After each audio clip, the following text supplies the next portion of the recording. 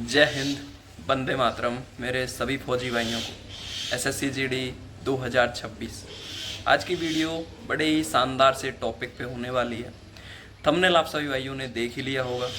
SSC GD के physical और medical क्या एक साथ होंगे या दोनों के लिए अलग अलग कट ऑफ निकलेगी, इस टॉपिक पे आज की वीडियो रहने वाली है। इसी के साथ शिफ्ट वाइज नॉर्मलाइजेशन को लेके भी बहुत से सवाल आ रहे हैं कि भाई हमारी शिफ्ट में कितना नॉर्मलाइजेशन होगा, साथ ही सभी का प्लस में होगा या कुछ शिफ्टों का माइनस में भी देखने को मिलेगा। एक और बड़ा सवाल कि रिजल्ट डेट कब तक आएगी, कब हमारा फिजिकल का जो कट ऑफ है या बोले तो फिजिकल मेडिकल दोनों का जो कट ऑफ है वो अनाउंस किया जाएगा, उसका डेट एक्सपेक्टेड कब है, क्योंकि फिक्स तो आपको पता है नोटिफिकेशन आएगा तभी क्लियर होगा। लेकिन आपको ये सारी जानकारी आज की वीडियो में देने वाला हूँ। तो जो भी भाई चैनल पे पहली बार आया है चैनल को सब्सक्राइब और वीडियो को लाइक कर देना ताकि आगे आने वाली वीडियोस के नोटिफिकेशन आपके पास टाइमली पहुंच जाए। चलिए दोस्तों, बिना देरी के वीडियो की शुरुआत करते हैं। सबसे पहले हम बात कर लेते हैं एसएससी जीडी के कट ऑफ के, मतलब फिजिकल और मेडिकल का जो कट ऑफ लगेगा वो कब और कितना लग सकता है। आप सभी को पता है पिछले सालों में 1 से 2 सालों में ये पैटर्न थोड़ा चेंज हुआ है। जो कट ऑफ 3 बार लगा करता था पूरी भर्ती में वो अभी 2 बार कर दिया गया है। मतलब एक कट ऑफ लगता है आपका फिजिकल मेडिकल दोनों के लिए। मतलब एक जो कट ऑफ लगेगा ना, इसके सभी कैंडिडेट फिजिकल भी देने जाएंगे और जो फिजिकल में पास होंगे उनका मेडिकल होगा, सभी का नहीं होगा। जो फिजिकल से आउट हो गए उनको तो बाहर कर दिया जाएगा, लेकिन जो फिजिकल में पास हुए हैं उन सभी को मेडिकल जाने का मौका मिलेगा। ये चेंज एक बार तरह से फ़ायदेमंद है। क्यों? क्योंकि आप सभी को मौका मिलता है मेडिकल देखने का, मेडिकल के बारे में एक्सपीरियंस लेने का। हालांकि जिनका फाइनल सिलेक्शन नहीं होना है उनको तो कोई इससे मतलब होता नहीं है ज़्यादा, लेकिन फिर भी आपको एक चांस मिलता है कि अपनी बॉडी का चेकअप करवा लो, फ्री में अपना फौज का जो मेडिकल टेस्ट होता है उससे रूबरू हो जाओ, ताकि अगले बार फ्यूचर में आप कभी आओ या किसी भी को भी गाइडेंस दो, किसी से मिलो तो भाई कैसे होता है कि भाई मुझे पता है क्या क्या चेक किया जाता है, कैसे कैसे होता है। बाकी इसके बारे में आपको बेसिक नॉलेज दे दूंगा, जाने से पहले आपके पास नॉलेज होनी चाहिए मेडिकल के बारे में। यदि आप बोलोगे तो वो वीडियो भी ले आएंगे।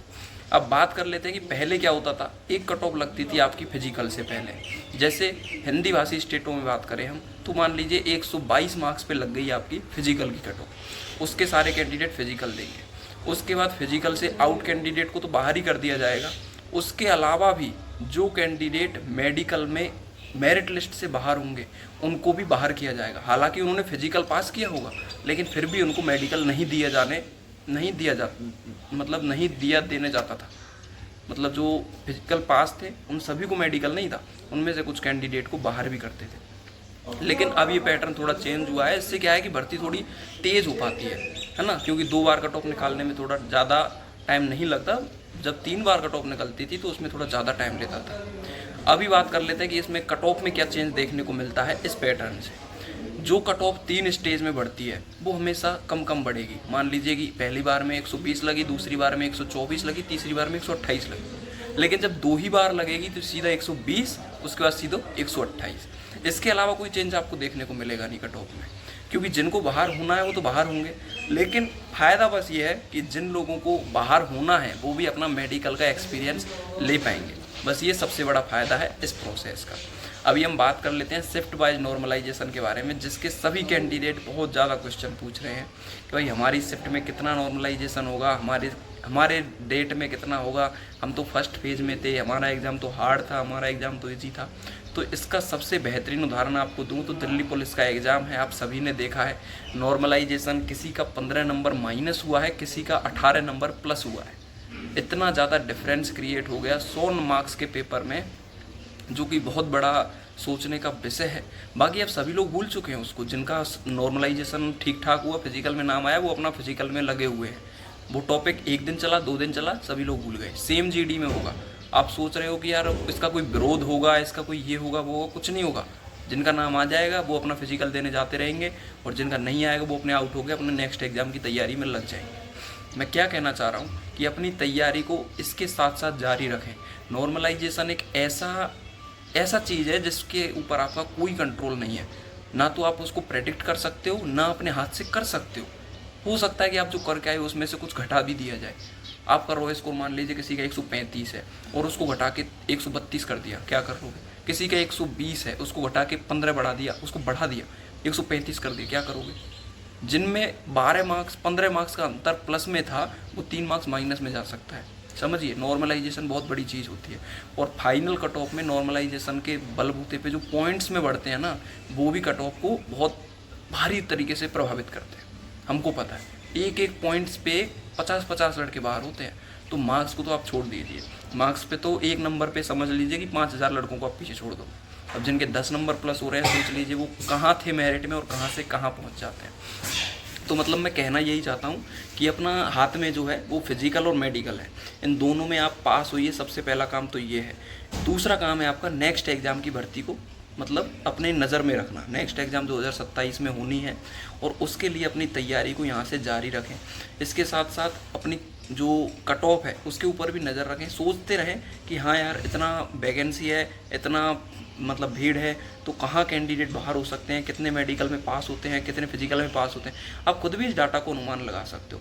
जब हमने एग्ज़ाम दी थी तो मैं सोचता रहता था कि यार 8 गुना कैंडिडेट हैं। पिछले सालों का डाटा एनालिसिस करता था कि यार 8 गुना कैंडिडेट में से मान लीजिए कि 4.5 से 5 गुना कैंडिडेट तो निकल जाते हैं, लगभग 3 के आसपास बनते हैं। 8 एक वैकेंसी पर 8 लोग लेते हैं फिजिकल में, तो 3 के आसपास बचते हैं फिजिकल के बाद। उनमें से भी जो है मेडिकल जब होता है तो उन 3 में से भी लगभग 1.5 बचता है एक वैकेंसी पे, 1.5 या 1.25, बाकी बाहर हो जाते हैं। और उसके बाद जो 1.5 की कट ऑफ है, जो एक्स्ट्रा है 50%, उनको निकालने के लिए कट ऑफ को बढ़ाया जाता है फाइनल में 7 नंबर 6 नंबर 8 नंबर जो भी जितना भी है। लेकिन उसका एनालिसिस आप तभी कर पाओगे जब आप प्रीवियस ईयर में देख पाओगे, या फिर बच्चों का कोई डाटा आपके पास होगा। वो भी कम से कम मान लीजिए कि 1000+ बच्चों का डाटा होना चाहिए, वो भी ऑल इंडिया से। ये नहीं कि यदि आप एक ही स्टेट से पीछे पड़ रहे हो, एक ही स्टेट के सारे भाइयों का डाटा देख लिया, तो भी आपको ये दिक्कत सामना करना पड़ सकता है।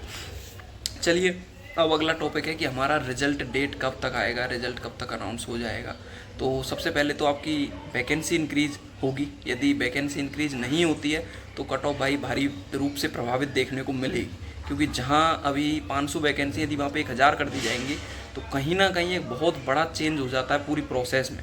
क्योंकि 1000 वैकेंसी होने के बाद 4000 की जगह 8000 कैंडिडेट फिजिकल मेडिकल में जाएंगे, समझ रहे हो। तो बहुत सारे कैंडिडेट कम से कम इसमें हिस्सा बन पाएंगे और उनको ज़्यादा मौका मिल पाएगा, ज़्यादा नौकरी भी मिल पाएंगी, है ना। तो बहुत से लोग इसकी इंतज़ार में बैठे हैं कि जल्दी जल्दी वैकेंसी बढ़ जाए। बिल्कुल वैकेंसी बढ़ने वाली है, तो जुलाई मंथ में ही आपको इसका नोटिस भी देखने को मिल जाएगा जहाँ तक चांसेज है।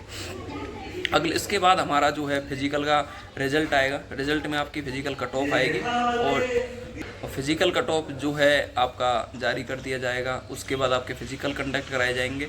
कुछ दिनों के बाद फिजिकल पूरे होने के बाद आपका नॉर्मलाइज स्कोर आएगा कि आपको शिफ्ट वाइज कितना नॉर्मलाइजेशन मिला है। तो ये सारा प्रोसेस है। ये 3 स्टेज में आपके नॉर्मलाइज स्कोर जो है लगभग सितंबर में आपका जारी कर दिया जाएगा, ठीक है। तो आप सभी भाइयों से गुजारिश है कि अपनी मेहनत को जारी रखें, नेक्स्ट एग्जाम की प्रिपरेशन भी करते रहें। भाई कोई डाउट हो तो कमेंट बॉक्स में कमेंट करते हैं। मिलते हैं अगली वीडियो में, तब तक के लिए जय हिंद जय भारत।